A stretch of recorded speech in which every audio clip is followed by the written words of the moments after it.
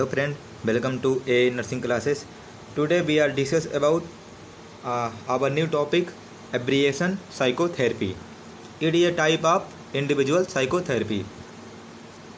Abbreviation psychotherapy is combination of hypnosis and psychoanalysis. जो abrasion therapy होता है वो दो थेरेपी से के साथ कंबाइन करके दोनों को दिया जाता है, उसी को हम बोलते हैं एब्रेशन साइकोथेरेपी। इसमें हिप्नोसिस और साइको एनालिसिस थेरेपी का यूज किया जाता है, दोनों का यूज किया जाता है एक साथ, और इसी को कंबाइन करके हम बोलते हैं abreaction therapy psychotherapy. Abreaction is a process by which repress material, particularly a painful experience or conflict is brought back to consciousness.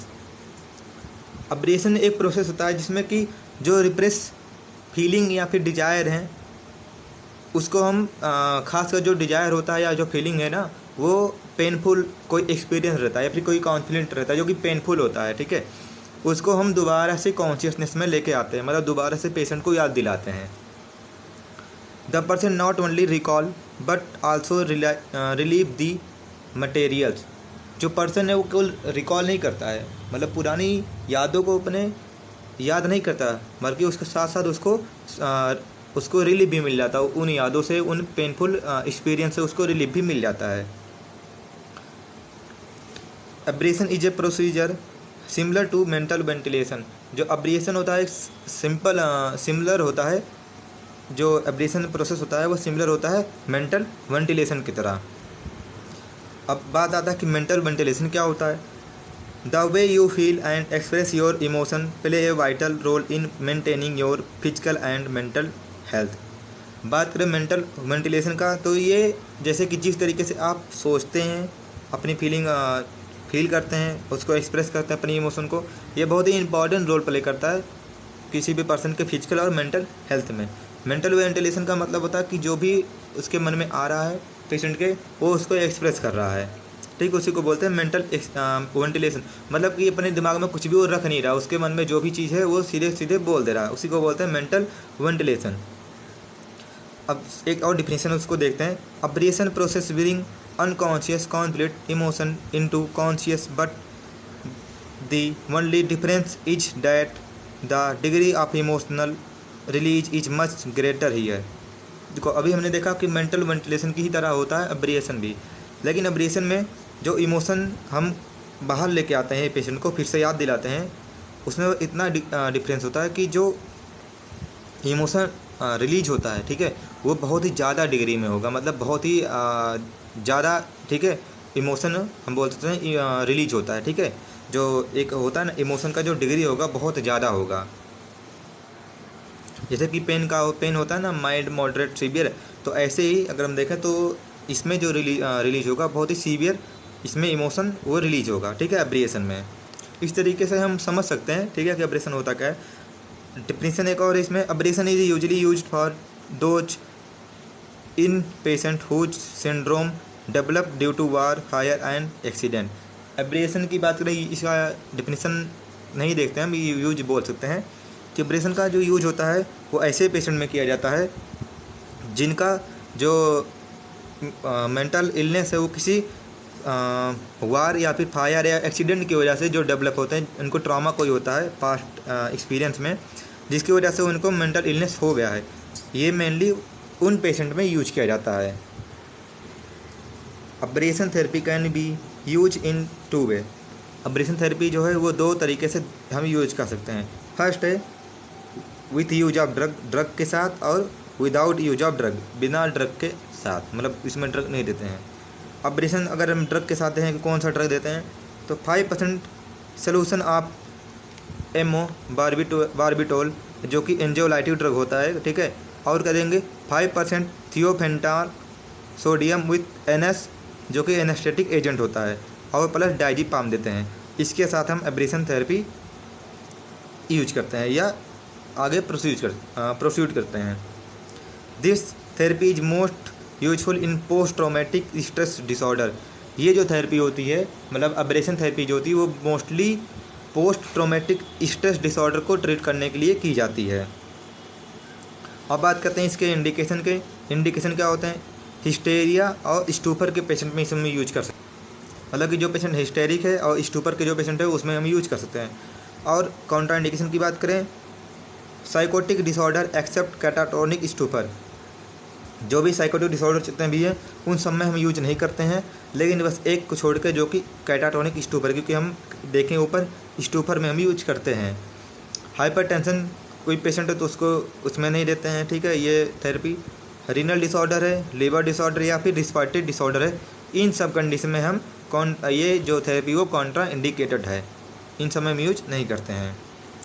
अब हमारा जो नेक्स्ट टाइप है उसके बारे में देखते हैं, जो कि है supportive therapy, psychotherapy. Supportive psychotherapy नाम से ही क्लियर है कि इसमें हम सपोर्ट प्रोवाइड करते हैं एक तरीके से, ठीक है। ये क्या होता है देख लेते हैं। It is A form of individual psychotherapy, ये भी एक इंडिविजुअल साइकोथेरेपी का एक फॉर्म है, जानते ही हैं। It is also called surface therapy, इसको हम सरफेस थेरेपी के नाम से भी जानते हैं। Supportive psychotherapy is use to relieve distress और to help a person with difficulties when other problem solving approaches are unlikely to succeed। जो सपोर्टिव साइकोथेरेपी होती है ये तब यूज किया जाता है जब पेशेंट का जो स्ट्रेस है या जो उसको प्रॉब्लम है वो सॉल्व नहीं हो रहा किसी और तरीके से, ठीक है, मतलब वो सॉल्व नहीं हो पा रहा है, तब वहाँ पर हम एक तरीके से सपोर्ट प्रोवाइड करते हैं पेशेंट को, और उसी को बोलते हैं supportive psychotherapy. In this therapy therapist reinforce the patient to relieve his emotional tension by using various technique। इसमें क्या होता है, मेनली जो थेरेपिस्ट होते हैं वो पेशेंट को इनक्रेज करते हैं कि वो अपने इमोशनल टेंशन को वो रिलीव, मतलब कैसे रिलीव कर सकते हैं, उसको एक्सप्रेस कैसे कर सकते हैं जिससे कि उनको उससे स्ट्रेस से उनको रिलीफ मिले। तो कुछ टेक्निक है जिनका यूज करते हैं हम। इसमें फर्स्ट आता है मेंटल वेंटिलेशन। मेंटल वेंटिलेशन का यूज करके इन्वायरमेंटल मॉडिफिकेशन, परसिक्यूशन, री एजुकेशन, री एश्योरेंस, सजेशन एंड एक्सप्लेनेशन, ये कुछ टेक्निक है जिसका यूज करके हम सपोर्टिव साइकोथेरेपी दे सकते हैं। अब इसमें से पहला बात करते हैं, जो पहली टेक्निक है वो है मेंटल वेंटिलेशन। क्या होता है? It is a free expression of feeling और emotion. Patient is encourage to talk freely whatever come to his mind. Mental ventilation में हमने पहले देखा कि जो मेंटल वेंटिलेशन में होता है क्या, कि जो पेशेंट है उसको हम इनकरेज करते हैं कि उसके मन में जो भी फीलिंग आ रही है, जो भी बात उसके मन में है, उसको वो बिना किसी के प्रेशर में आए उसको एक्सप्रेस करे, जो भी कुछ उसके माइंड में है, या जो कुछ बात है, कोई आइडिया अगर उसके मन में आ रही हैं तो उसको वो एक्सप्रेस करे, उसको बोलते हैं हम मेंटल वेंटिलेशन। अब बात करते हैं सेकंड टेक्निक का, जो कि है इन्वायरमेंटल मॉडिफिकेशन। इन्वायरमेंटल मॉडिफिकेशन नाम से कुछ क्लियर हो जा रहा है कि इन्वायरमेंट को ही मॉडिफाई कर देंगे, मतलब ऐसा इन्वायरमेंट जो कि पेशेंट को स्टिमुलेट करता है या ट्रिगर कर रहा है मेंटल डिसऑर्डर की तरफ, उसको हम मॉडिफाई कर देंगे, ठीक है, उस इन्वायरमेंट को ही चेंज कर देंगे, जिससे कि जो चांसेस या रिस्क हैं मेंटल डिसऑर्डर के वो कम हो जाएंगे। Modification of environment according to the diagnosis of patient and type of patient में also support the psychotherapy. Modification वही बात हुई कि जो पेशेंट का डायग्नोसिस आया है और जिस टाइप का पेशेंट है उस तरीके से पेशेंट के इन्वायरमेंट को मॉडिफाई करना, ये भी एक तरीके का सपोर्टिव थेरेपी होता है। जैसे कि एग्जांपल की बात करें, ए मैनिक और aggressive patient should be provided a calm and non stimulating environment. जैसे कि बात करें कोई मेनिया का पेशेंट है तो उसको हम बहुत शांत और ऐसा इन्वायरमेंट प्रोवाइड करें जहाँ पर मतलब कोई स्टिमुलेट प्रेजेंट ना हो जो कि इसको ट्रिगर करे, ठीक है, हाइपर एक्टिविटी करने के लिए। तो ये एक एग्जांपल है, ठीक है, जिसमें कि हम इन्वायरमेंट को ही मॉडिफाई कर दे रहे हैं।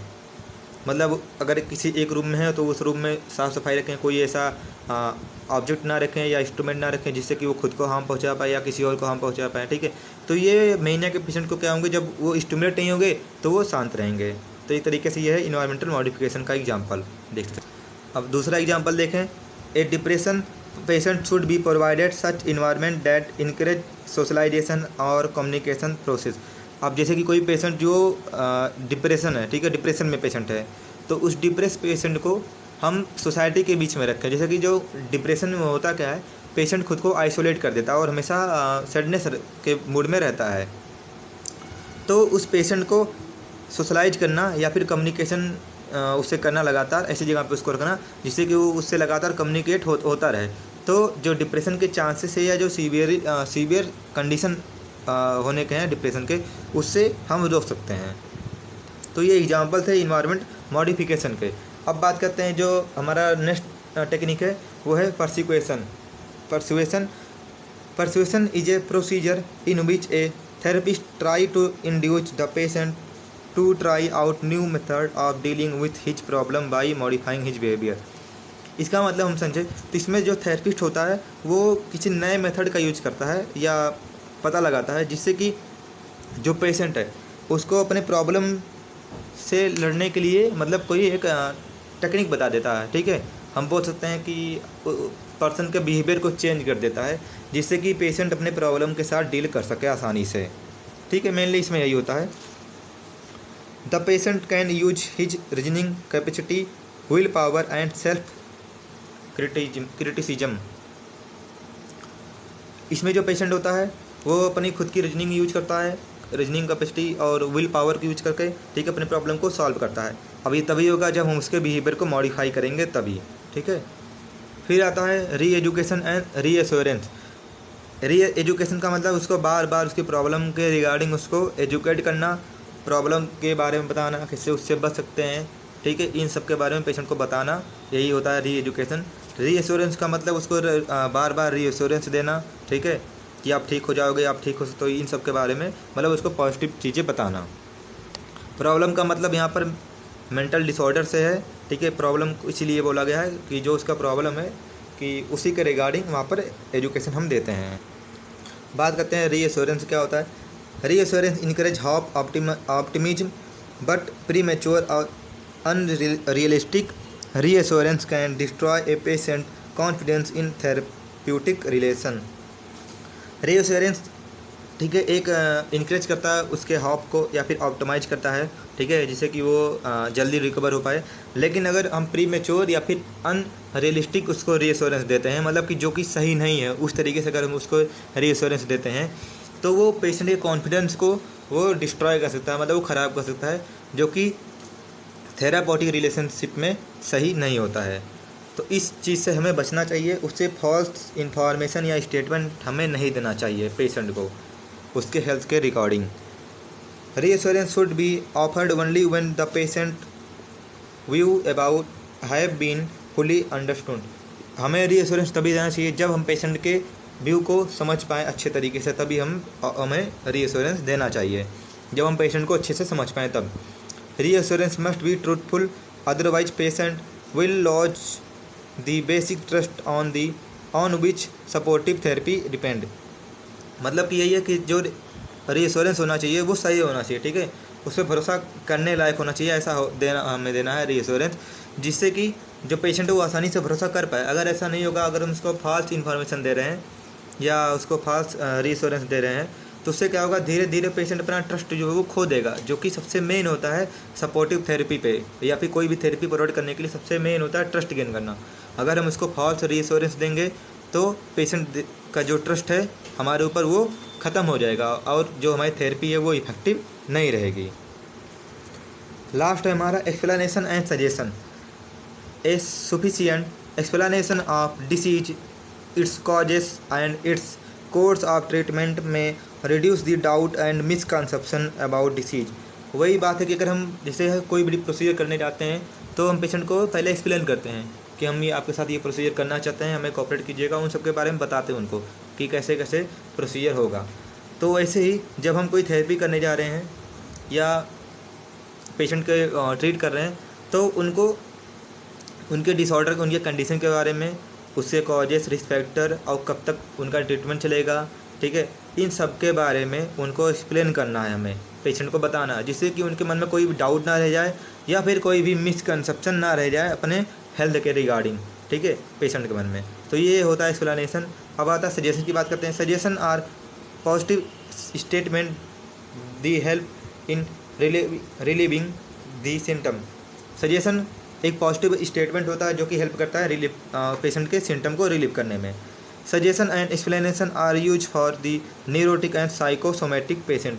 जो सजेशन और एक्सप्लेनेशन है ये ऐसे पेशेंट में यूज होता है जो कि सफ़र कर रहे हैं न्यूरोटिक या फिर साइकोसोमेटिक पेशेंट हैं, उनको हम ये थेरेपी मेनली देते हैं। तो ये था हमारा इंडिविजुअल थेरेपी, यहाँ पर ख़त्म होता है। अब इसके बाद हम देखेंगे हमारा जो ग्रुप थेरेपी है उसके बारे में हम नेक्स्ट वीडियो में डिस्कस करेंगे।